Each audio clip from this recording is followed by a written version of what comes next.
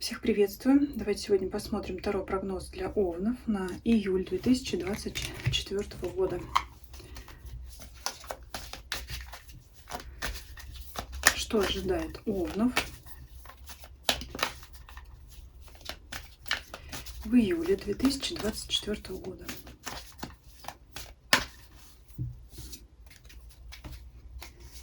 Основной фон месяца. Работа, карьера, финансы, имущество, личная жизнь. Важные какие-то события или люди, которые рядом с вами существенно влияют на вашу жизнь в загаданный период. И от Ленорман подсказка.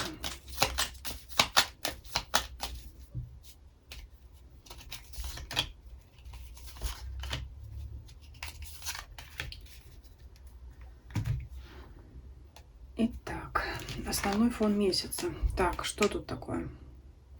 Ну, я даже комментировать не буду, потому что эту карту надо смотреть в сочетании.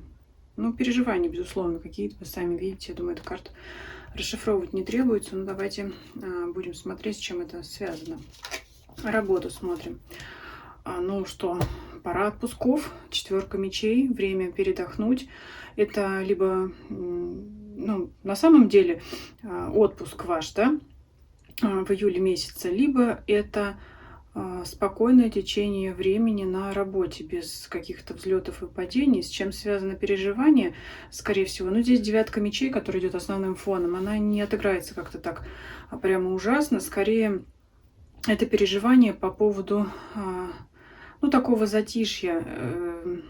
Если вы, например, просто офисный работник, то, скажем, эти переживания могут быть связаны по поводу того, что нет карьерного роста в загаданный период. Если кто-то надеялся на повышение в этот период, его не будет, потому что карта статичная, 4 мечей, и переживания лишь только из-за этого.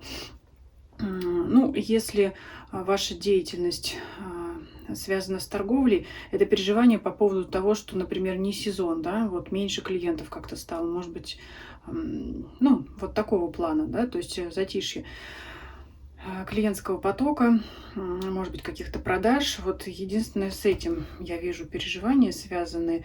Ну, что еще может быть? По поводу того, что обещанный отпуск откладывается. Вот еще что может быть. Вот так может 9 мечей отыграться с 4 мечей. Ну, либо, например, знаете, взяли отпуск, планируя, что погода будет, ну, солнечная, теплая, вдруг взял и пошел дождь. Но мы здесь, конечно, погоду не прогнозируем, я просто привожу пример, что там, ну, неподходящие периоды для поездки именно туда, куда вы задумывали на отпуск, да, то есть вот какие-то нестыковки в планах, могут быть какие-то задержки. Но, в принципе, сама по себе 4 мечей на работу говорит о том, что, ну, знаете, такое время, когда можно немножко расслабиться. Ну, насколько это, в принципе, возможно на вашей работе. Это спад, ну, не в плане ухудшения, а в плане нет авралов, нет каких-то вот стрессовых дел, там, такого какого-то стрессового состояния.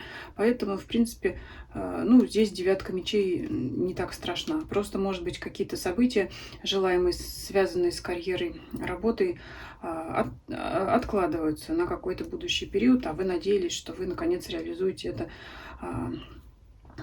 здесь и сейчас, то есть в июле. Давайте посмотрим финансы ваши.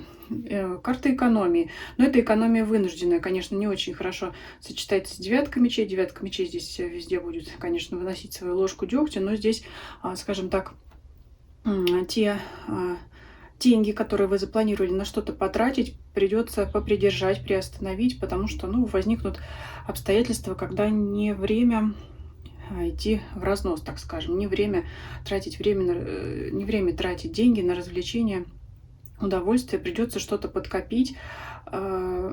Возможно, нехватка на какую-то покупку, которую вы хотели, переживание из-за того, что, например, вы копили на что-то, на какую-то вещь, и вдруг она повысилась в цене. То есть все ваши накопления, они, ну, они не пропали даром, конечно, просто их опять не хватает. Но здесь такого плана. Экономия. Это карта вынужденной экономии в сочетании с 9 мечей. То, что не очень будет вас радовать, потому что, ну, опять же, летнее настроение, хочется что-то потратить, а придется где-то вот поэкономить. Ну, опять же, знаете, не все так страшно, потому что деньги есть. Это карта накоплений, это карта каких-то отложенных сумм, да. То есть вот они, деньги есть, просто, ну, залазите в эту копилку, карты здесь не рекомендуют. Давайте посмотрим личную жизнь. Паж Пентаклей. Это карта интереса, чего-то нового. Карта может говорить о новых знакомствах, о вашем новом знакомом. Ну, здесь так отыграется. Сейчас буду говорить для тех, кто не состоит в партнерских отношениях. Это, например, новое знакомство, когда вы испытываете интерес, но не видите взаимного интереса с другой стороны, из-за чего вы переживаете. Либо, например, к вам человек проявил интерес, а он вам, ну, не симпатичен, не ваш человек, и вы можете переживать из-за того, что, ну, вот опять не то, да, опять не тот человек встретился, опять не подходит по тем или иным причинам. Для тех, кто в паре, для семейных, это карта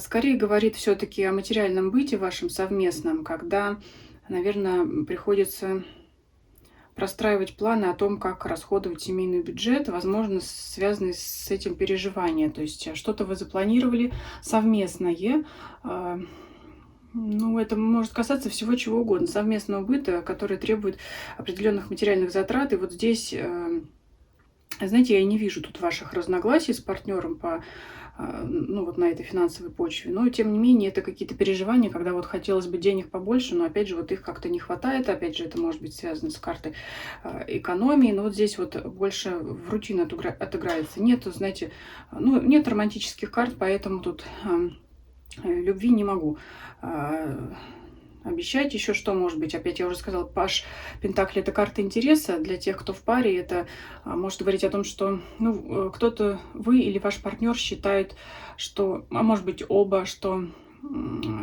каждый из вас не учитывает интересы другого. Из-за этого есть переживания. Один хочет в одно место поехать, другой хочет в другое место поехать. Интересы разнятся, и на почве этого нет конфликтов, каких-то скандалов, но есть какие-то внутренние переживания о том, что, ну, вы считаете, что, например, ваш партнер к вам не прислушивается, ваш партнер может считать, что вы к нему не прислушиваетесь. Но здесь опять ничего такого.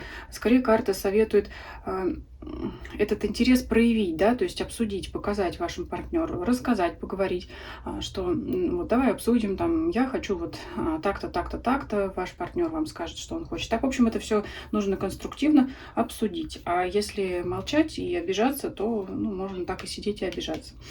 Важные события, которые рядом с вами.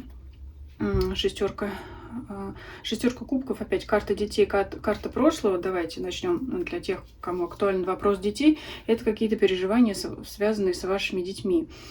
Вы знаете, я не буду здесь выкладывать дополнительных карт, потому что, ну, что может быть? Дети бывают, опять же, разных возрастов. Кто-то, может быть, в университет поступает. Правда, я не знаю, в июле там вступительные экзамены, наверное, когда в июль, может быть. Ну, например, кто-то переживает за сдачу экзаменов детей, да, вот как получится. Кто-то переживает еще за какие достижения. В принципе, опять здесь нет ничего такого плохого, дурного, страшного. Просто, ну, вот вы беспокоитесь о ваших детях. Может быть, если у вас взрослые дети, вы живете не рядом, это переживание, как они там, да, что они, ну, то есть главными действующими лицами, главными людьми для вас в этом месяце будут ваши дети, для тех, у кого они есть. Что еще? Если детей пока нет, вопрос детей не актуален, это воспоминания о прошлом ваши, которые вас, ну, опять будут тяготить, переживания. Опять здесь совет, ну что, наверное, прошлое забыть, либо как-то опять, наверное, конструктивно подходить, да, разбирать по полочкам. Но это хорошо. Опять, я сейчас говорю, хорошо говорят психологи в разных роликах, на том же YouTube, да, Дзен, когда это их не касается, когда вот лично касается, трудно, да, оставить старое, забыть прошлое и начать жить здесь и сейчас, или там строить планы на будущее. Но вот здесь имеет место переживание о прошлом. Опять,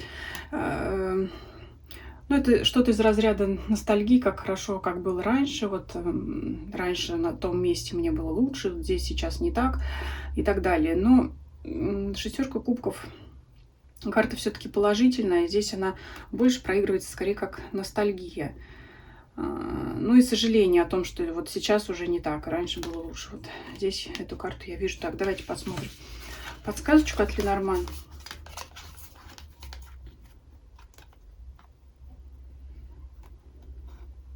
Вот смотрите, тучи — это всегда трудности какие-то, но они преодолимые. И я не знаю почему, но здесь вот идет информация, что ваша проблема или препятствие, которое вам мешает на пути к достижению вашей цели, возможно, будет преодолено через заключение каких-то официальных договоров. Потому что башня — это всегда, ну, не всегда, а вот я вижу так, это что-то официальное, такое фундаментальное, а это сделка, соглашение.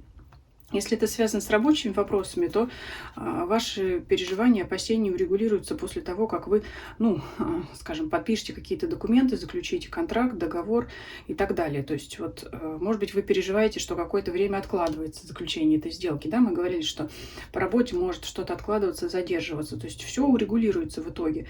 Ну что еще? Если это касается вопросов личных отношений, возможно, даже это официальное заключение брака, потому что здесь кольцо, ну это опять, а это ЗАГС, да, то есть это соглашение, заключение, опять же, договора, да, такого брачного. Ну, я сейчас не про брачный контракт, а я именно говорю про свадьбу, женитьбу после какого-то периода вот неприятностей. Знаете, почему-то здесь такая информация идет о личной жизни, если кто-то уж отчаялся там, да, связать себя узами брака, то вот оно будет. Здесь, то есть, вот основная подсказка такая, что неприятности закончатся, но нужно вот как-то к этому подойти серьезно, основательно и договориться, по крайней мере, уж, да, если уж не притягивать сюда официальные документы, бумаги какие-то, вот эти вот, ну, весь вот этот официоз, если сюда не подтягивать, то, значит, неприятности могут разрешиться, урегулироваться путем заключения соглашения. Может быть, устного, да, может быть, вы хотите помириться с каким-то человеком. То есть вы должны сесть официально по-взрослому, да, башня. Это что-то такое стабильное, монументальное, да. Вот. И после обсуждения разговоров вот вы придете к соглашению. Поэтому таким образом какие-то неурядицы, проблемы ваши пройдут.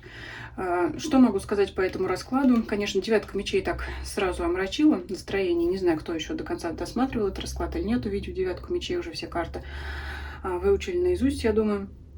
Ну, я не вижу тут событий, действительно, которые могут вас ввести в эту тоску. Если что-то и было в прошлом, то оно осталось в прошлом.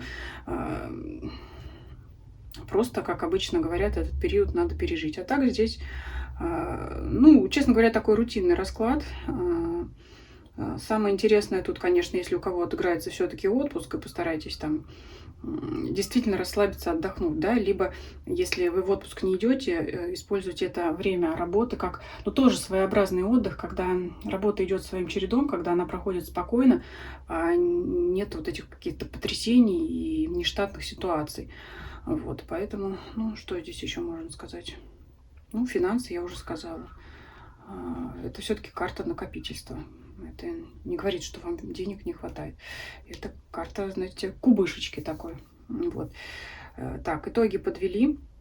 Давайте мы все-таки вам вот так вот закроем. Если вот так вот припрятать, вот, то вроде как все и очень даже вполне себе ничего и симпатично выходит на месяц июль, чего я вам и желаю. Пишите ваши комментарии. Всем спасибо за просмотр. Всем до свидания.